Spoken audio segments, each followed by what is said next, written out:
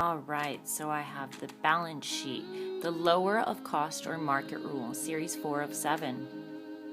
Okay, so this requires that certain types of assets, such as inventory, to be valued either at their historical cost or their current replacement cost, whichever is considered to be less.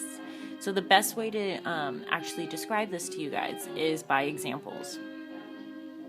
So example 1, a vintage car. Let's say you bought a vintage car back in, I don't know, 30s, the 40s, and it was worth, let's say, $10,000. Nowadays, that car is worth a lot more. It could be worth like $200,000, just pulling out random numbers just for the sake of the example.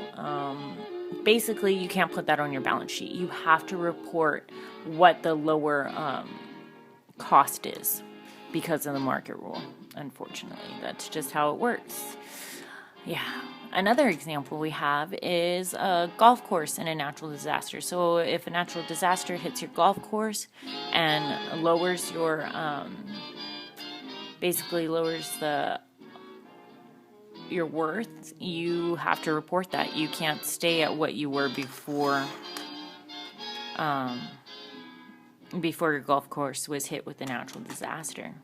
Example 3, so we can say, let's say you have a hotel, and it was in the middle of nowhere in Kansas, let's say, and Disney Corporation was like, hey, let's go build Disneyland right next to the middle of nowhere in Kansas. Basically, you can't report that you have higher value going up because you have to report the lower cost. And they do this because they don't want people overdoing this. They don't want people saying, oh, well, it's been this many years, everything I own has gone up in value. So there is a rhyme and a reason to it. However, in this standing, it kind of sucks because this hotel could report that it's worth a lot more because, you're right next to like a gold mine, Disneyland now, but you can't report that. Alright, so that's the end of the balance sheet, the lower cost or market rule.